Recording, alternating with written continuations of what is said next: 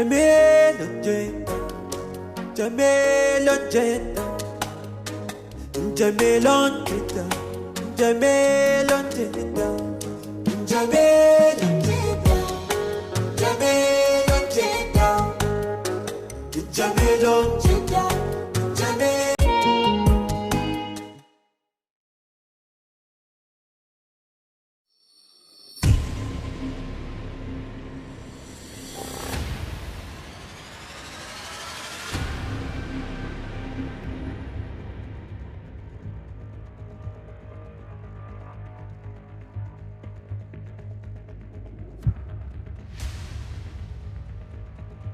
Auntie Jidda, where are you? Ki zo mom na kiran ki. Jidda! Inna lillahi wa inna ilaihi raji'un. Jidda! Mom! Jidda! Mommy!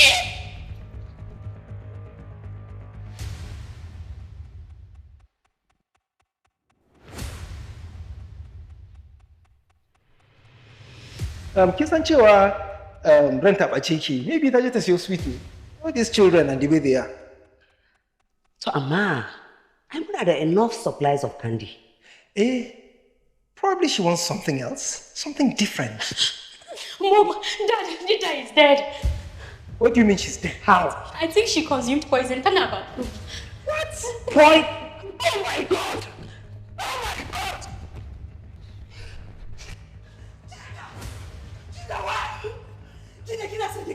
Oh my God!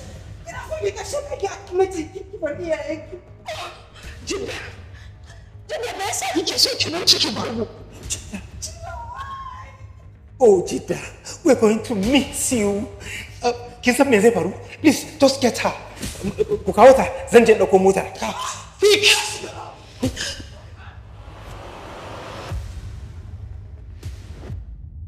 Alƙasan duk yadda ake ciki dai kawai, na dai mu yi magana kawai. To amma kafin wannan, yanzu kai kake zaune a gida babu wani abu da ya kamata a yi? Alƙasan ya zan yi. Amma duk haƙurinka da kaucinka sai da Jidda ta ƙure ka jeje. Ai ba za ka gane ba ne ai. Da a ce matsalar tsakanina da ita ne kawai, to na tabbatar da zan shawo kanta. To amma ya haɗa har da iyayenta a ciki. Kai ma kana magana kamar baka san sai ka ce wani baƙona. Ka fa san halin iyayen nan nata ba ka sani. Na sani tabbas na sani. Ba wanda bai sani sa ba. A ni ma shida ne, ni ma ba fara kaina ba. Da jiji da kai dagawa wata iri ce ban gani a gurinsa ba. Don mun sani. Allah da ya kyauta. Ka ga da Abijan kawai. To ba kuma saji. Ai sabe.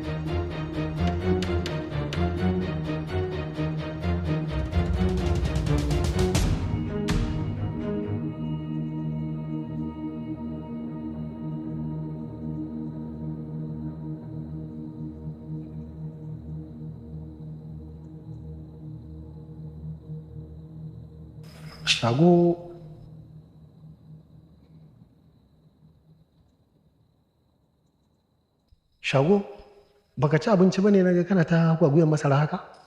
Alhaji na abinci kuwa. Ai tun da Hajiya ta bar gidan nan ba wani abinci. Kai ma dai mamakin ka nake in ka dawo me kake ci a cikin gidan nan. Zo ka karɓi yogurt ka sha.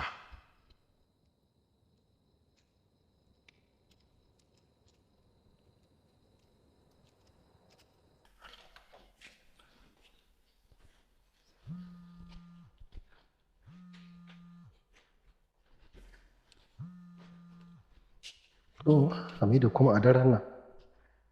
Yanzu haka wallahi Jidda ce take so ta sake bata min rai. Hello, Hamida? Hello, Yaya Jamilu. Hurry up, please, and come to the hospital. Jidda ta sha poison. Yanzu haka ba mu sani ba za ta rayu ba, we don't know.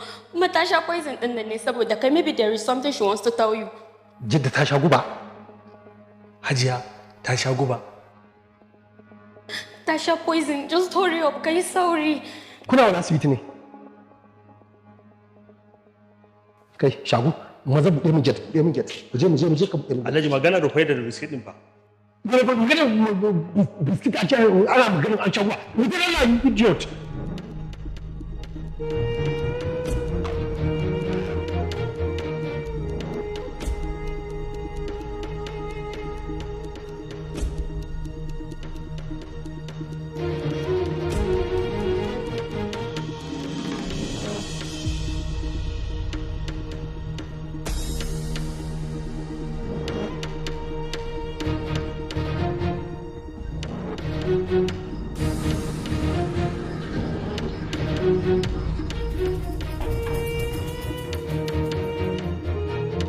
Kai, wannan mutumin ne zai rena hankali. Kai, ba tsuntsu ba tarko. Allah sa hajiyar ma ta mutu Allah huta. Nemo masara ta kawai. Kuma yanzu haka ina kan hanyar zuwa asibitin kenan. Wannan karin da yi wallahi zai yi wuya Jidda ta tsallake. Saboda ita mutuwar ce take gudu tana bin mutuwar lalle ita sai ta kashe kanta.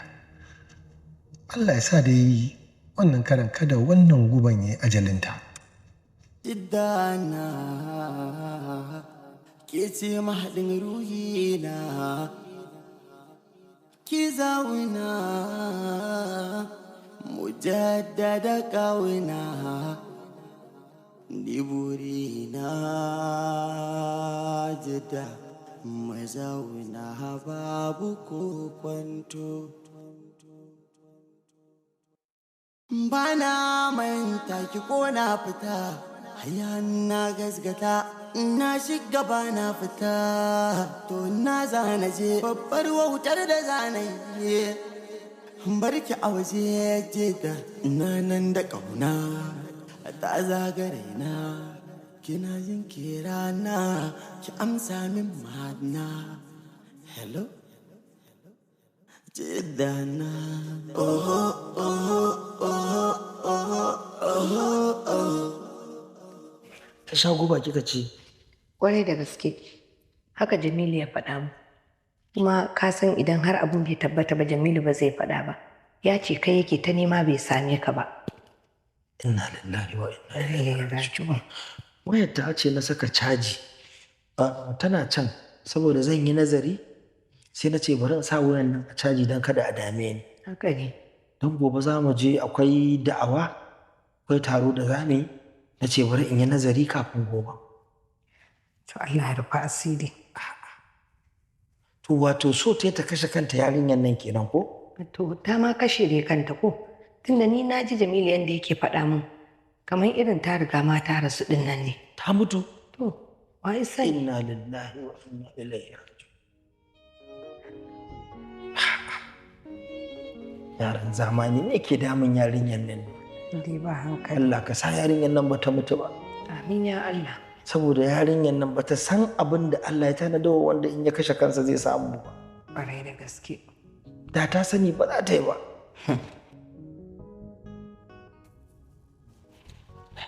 Shi lokaci a tafi. Amma ba dai asibitin za ka ko? To wani asibiti yanzu in ka je ne za ka yi asibiti kai ba likita ba. Gaskiya. Ai yanzu abu ɗaya ne kawai sai dai mai mata addu'a. Allah Ubangiji ya kiyaye ta, Allah ya ba ta lafiya.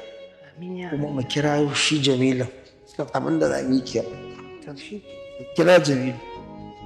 Mu ji yaya cikin nata ko? To haka ne. Wanda ya faru kuma sai mu je gobe. Professor, I'm so sorry. Na ajiye ka kana ta jira. Please, talk to me about my daughter, doctor. She'll be fine. What do you mean she'll be fine? Is Is she going to survive? I'm sorry, Professor. Kasan, I can't answer this question. Doctor, what do you mean by that? Is she alive? She took a small quantity of a poison. Not enough to cause serious damage. But I'm sure that tashi. Kuma dukkan organs ɗinta ba zai taɓa. So what's the chance of survival? 70 to 30. 70 alive? Dead 30. Okay. So please, can I see her? Can I talk to her? Ba za ka iya ganta yanzu ba sa. Sai dai in kamar gobe da safe za ka iya ganta. Okay, doctor. Thank you. Thank you so much. Me yasa kika kira shi Hamida? Mom, she took poison because of him. Ya kamata a ce ya zo. Kuma mutuwa za ta yi, she should die in his presence.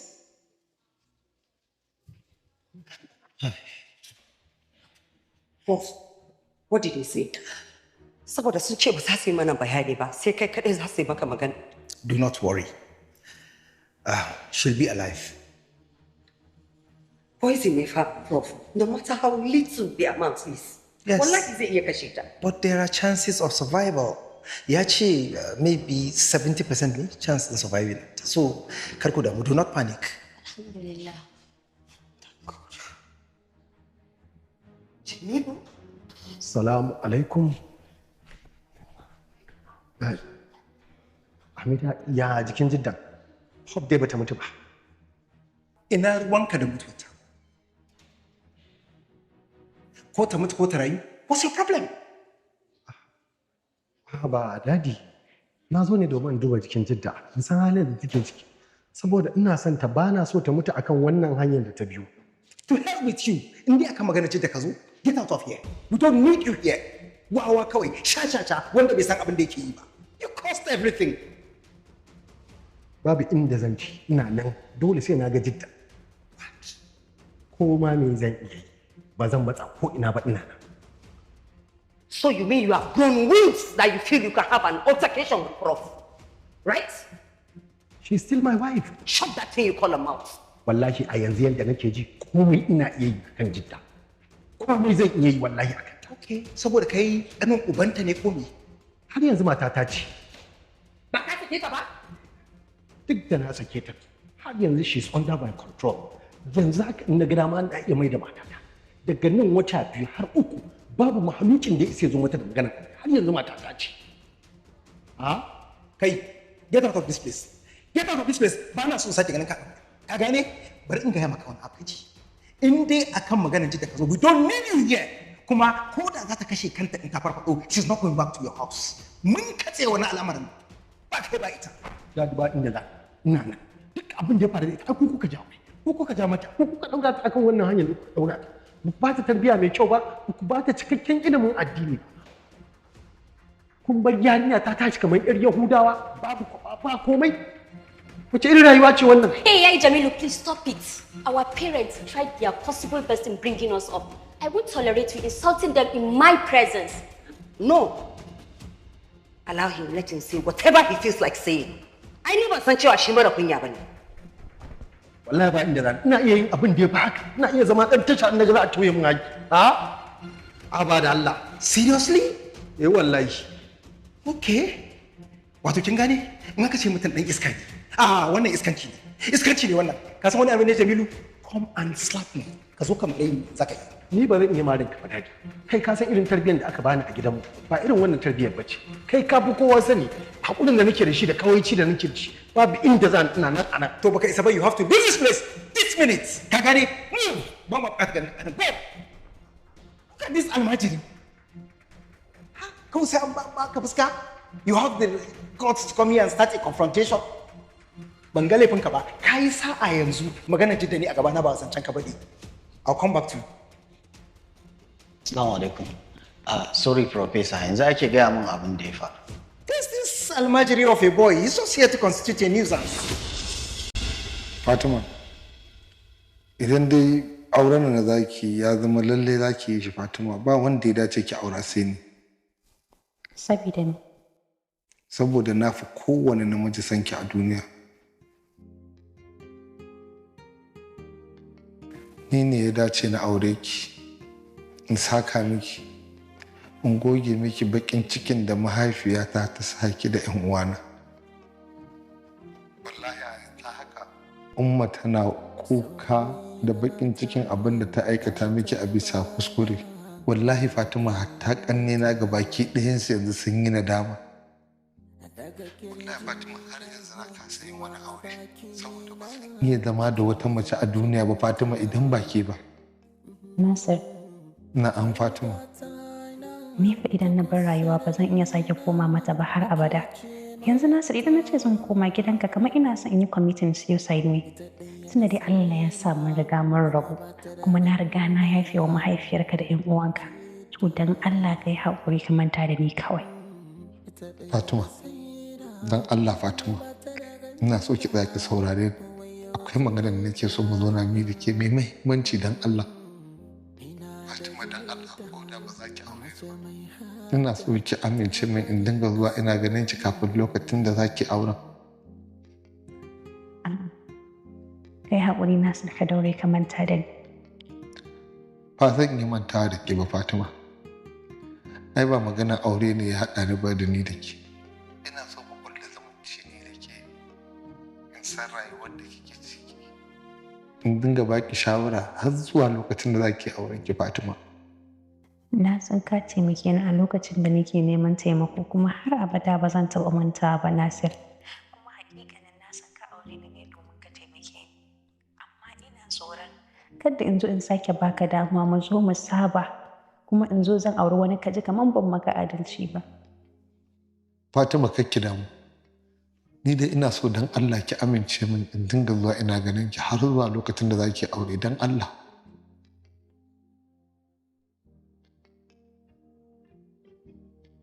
Shi kenan sai da safe. Na gode. Mama? Ashe dama kuna irin dogon waya haka da Nasir? Yau ne kawai. To idan kina son saki aure shi mana kawai ki koma can Kano. Mami na gaya muku har abada ba zan iya koma gidan Nasir ba. To me yasa kika kira shi yanzu? Shi fa ya kira ni ba. Mami na kira. Yau fa kika yi welcome back.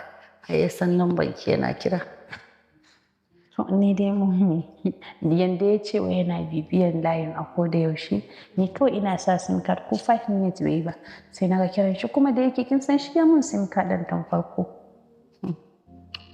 To Allah ya zaba miki mafi alheri. Amin. Mummy gobe zan fara zuwa makaranta. Ina? Islamiyya da na fara zuwa kafin na gudu Kano. Oh, good. Ya yi kyau. Ni dai kin san ina nan gidan tare da malama Rabi'a. Tun da ba zan iya wuce ta. Haka ne wani Allah sa duk mu gama a sa'a ne. Aikin banza aikin wofi. Kina nema ki kashe kanki akan wani can. Kina kokari ki committing suicide akan wani mutumin da bai damu da ke ba. Mutumin da yanzu kina mutuwa zai ci gaba da harkokin gaban sa mu ya bamu da ci ba. Haba, ai sai mu gode wa Allah cewa ta yi surviving wannan abu. Abin da ya kamata mu yi shine mu kula da ita a hankali har za ta koma da karfin jikinta. Yes, Jidda. Ni fa ko yanzu na tashi inda Jamilu zai ƙara aure to zan kashe kaina. What? Jidda kina da hankali kuwa?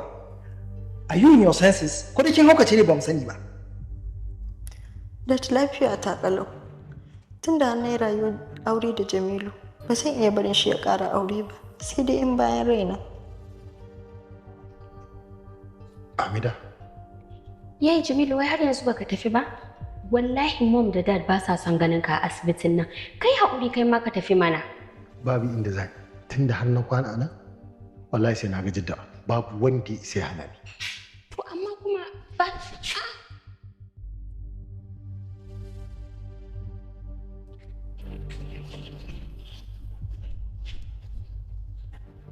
Haba Jidda, me yasa za ki aikata haka? Da hankalinki, kin san abin da kika aikata kuwa? Oh my God, this man again? Jamilu, Don Allah ka taimake ni. Idan na maka wani laifi, na yadda na amince ka rabu da ni. Amma don Allah Jamilu kar ka ƙara aure. Ai, yanzu wai saboda zan ƙara aure ne kike nawa ki kashe kanki? Ko da ban kashe kaina ba, na tabbata zan mutu. Me yasa zan bari baƙin ciki da damuwa ya kashe ni?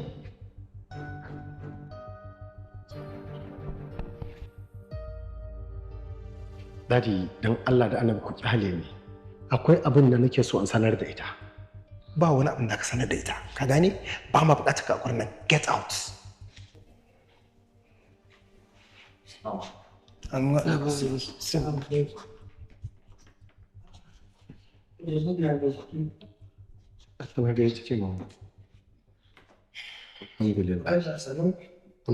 Haka dai. Ya mai jikin? Akara maka Allah, ai ga ta nan jiki yayi kyau. Da ke gubar ma ba wani sosai ta sha ba. Gashi na ta fara magana. Kuma ina hango ka, ina office a zaune sai na hango fitowarka daga mota sai na ce to bari in zo in rako ka. To shikenan akara maka Allah. Zan koma sai ka fito sai a yi mata addu'a. To doctor, nagode insha Allah. Wannan kan ai dole ne, ai yata ce. Sai ta fito ne sannu. Bismillah. Sannu Jidda. Na'am Abba. Ya jikin naki? Jiki da sauki. Allah ya sauki. Baka ji ba? Ka ganta ka gaida ita. Da Allah ka ɗauki wannan ɗan naka ku bar gurin nan. Haba Profesa, kai me yasa baka da kara ne? To ba gurin ka nazo ba. Gurin yata Jidda nazo. Ka kyale ta ta kore ni. Ni ne mahaifinta, saboda haka ina da iko da ita. Ai ni ma ubanta ne.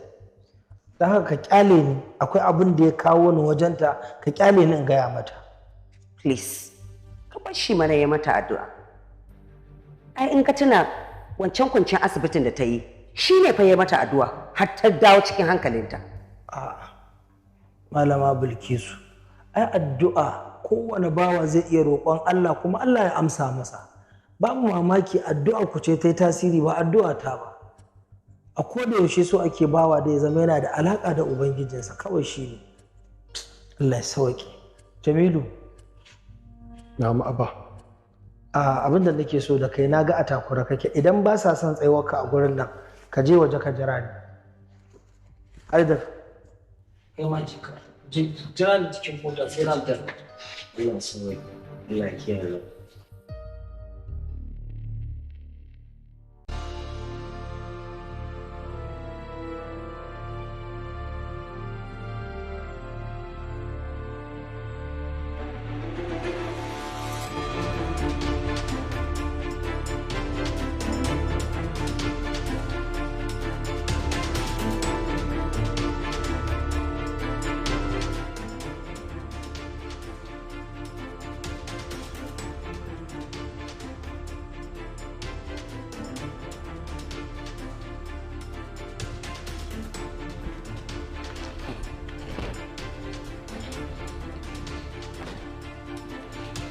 Ga gidan nan na fita hakkinka, dama na ce sai na kawo ka har kofar gida saboda na tabbatar na maka aikin kuɗinka.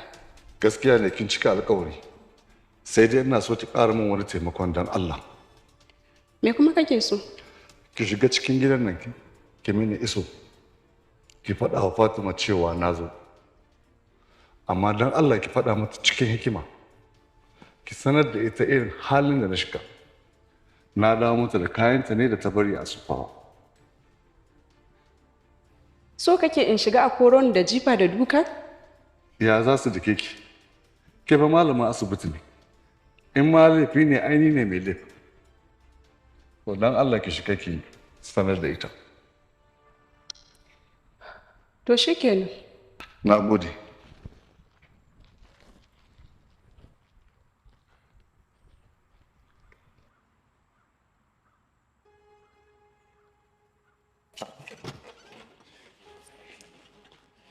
Alhaji ba ku salamu.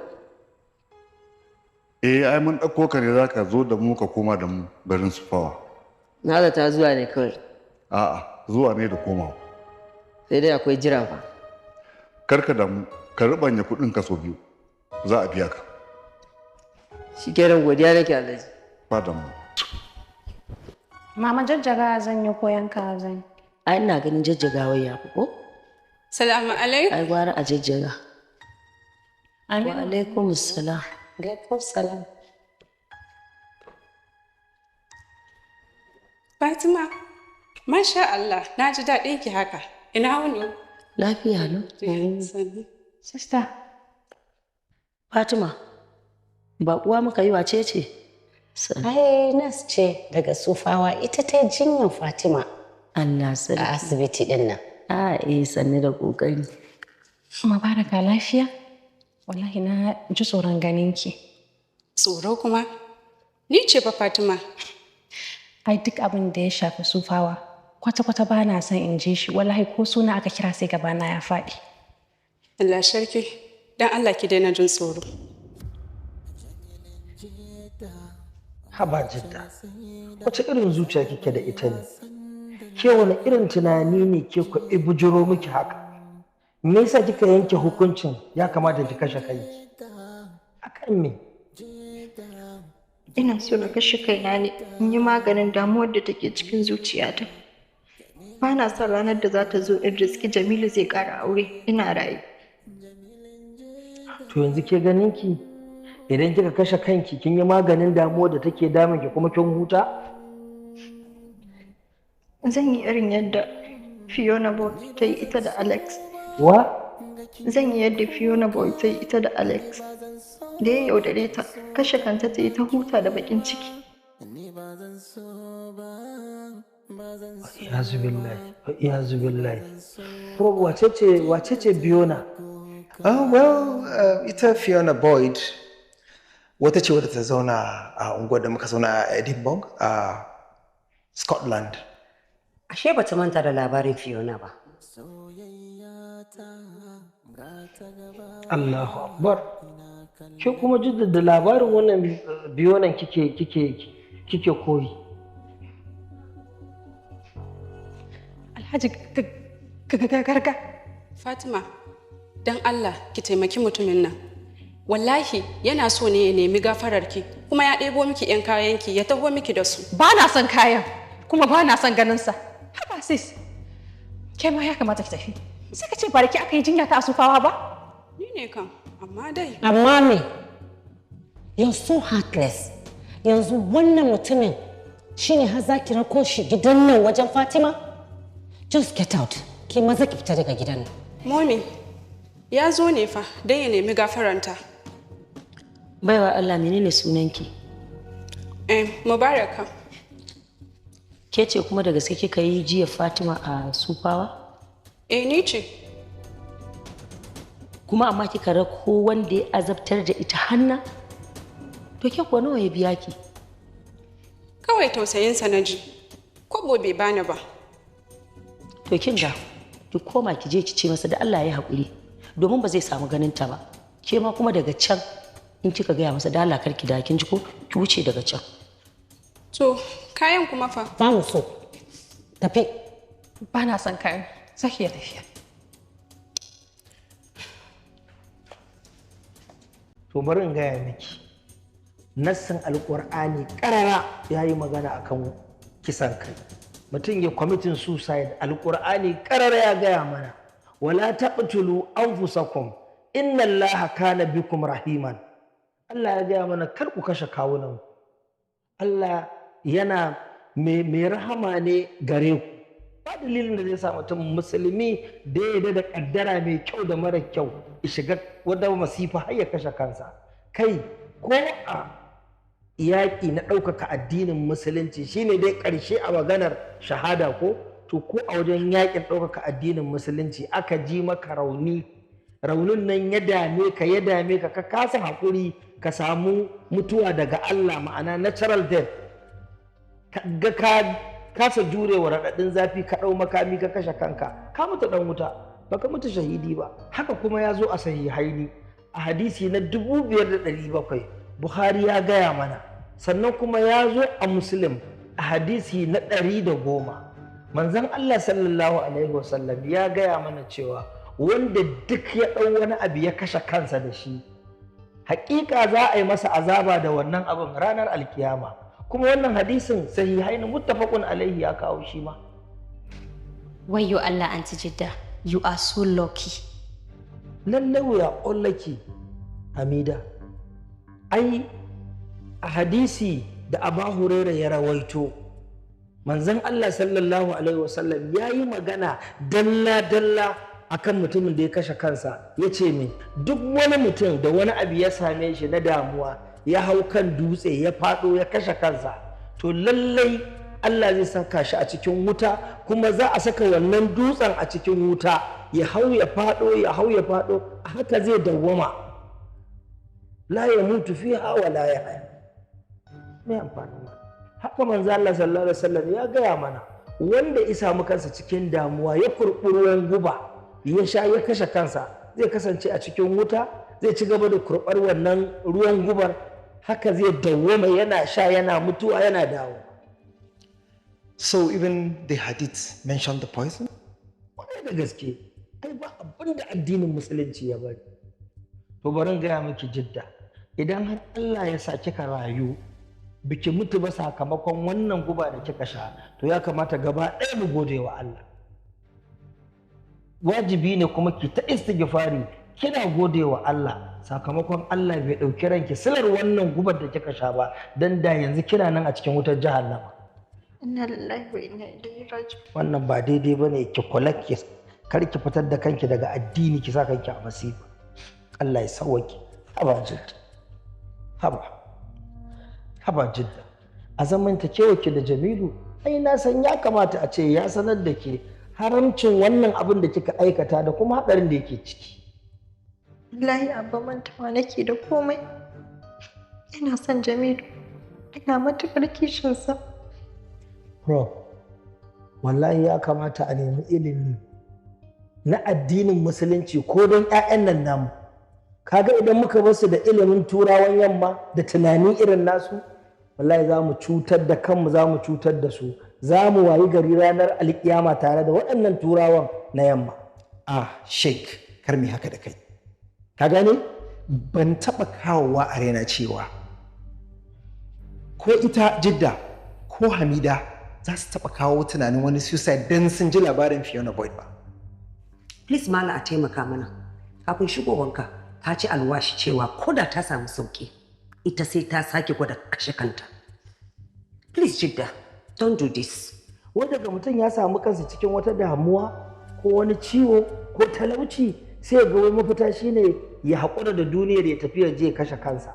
Wannan rashin imani ne. Mu bambancin mu da su shine addinin mu ya gaya mana mu yadda da kaddara mai kyau da mara kyau.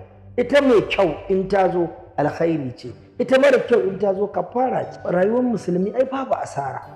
Wai su turawa ba a tunaninsu wannan abin shine hutu. Wani lokacin ma abin mamaki ɗan uwa ko ɗa ko uba shi zai sa hannu a takarda ya yadda mutum ya kashe kansa, saboda su ba a sanar da su yadda da kaddara ba. Su duniya kawai suke kallo. Haba yanzu ke Jidda, abin mamaki, abin yana damuna, baki taɓa bata min rai irin wannan ba. Wai ki sha guba, wai ki kashe kanki kawai don kina son Jamilu. Don kawai kina son Jamilu. Soyayya hauka ce, wai ko don Jamilu zai ƙara aure? To sai me? Masifa ce sosai a gurina Jamilu ya ƙara aure. Jamilu bai auri wata. Keep quiet. To masifa banda abinki ta kai wanda ya kai ya rasa iyaye, ya rasa dangi. Ta kai wannan? Ai ba abin da kai, kuma ka rabu da Allah, ka rabu da Annabi. Ba duniya, ba lahira, ba iyaye, ba dangi. Ke me kika shiga, me ya same ki? Akwai wanda yana nan an kashe uwarsa, an kashe ubansa, an kona kantinsa, an kashe 'ya'yansa, an kashe zuriyarsa. Amma haka ya fawwala wa Allah al'amari, kuma ya haƙuri ya karɓi ƙaddara. Ki ce me in ke ce? Look, Sheikh, na fasan cewa suicide in Islam is totally prohibited and the punishment is hellfire. Ni dai saƙon da na zo miki da shi kenan, ki sani wallahi in kika kashe kanki wuta zaki, kuma ba wanda ya sai hana ki shiga wutan nan, domin hukunci ne daga Allah. Saboda haka ni dai ina gaya miki ki yawaita ambatan Allah idan kin ji zuciyarki tana zafi akan abin da kike so, domin da ambatan Allah ake rarrashin zuciya. Yawwa, wajibin musulmi ne mumini ya yarda da kaddara mai kyau da mara kyau. Wannan shine sako na gare ki. Allah ya sauke ni zan tafi. Alhaji, mu tafi kawai, wallahi ganin Fatima ba zai yi a yau ba. Ba zai yi a yau ba? Kawai ka bari sai wani lokacin. To gashi koma ciki, ka mayar maka ba ta kayan. Kayan ma sun ce ba sa so. Ba sa so? To sun ce ba za su karɓa ba. Ba za su karɓa ba?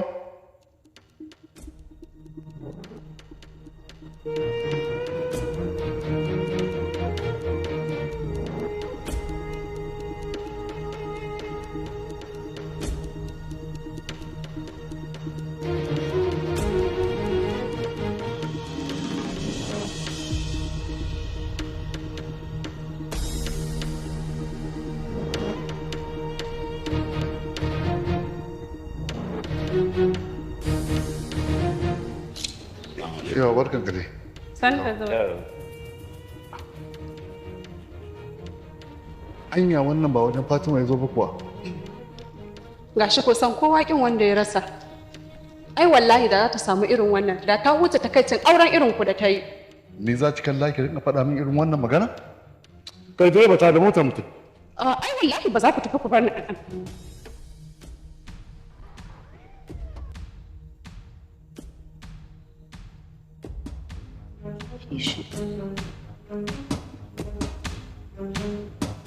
Assalamu alaikum. Wa alaikum salam. Adnan.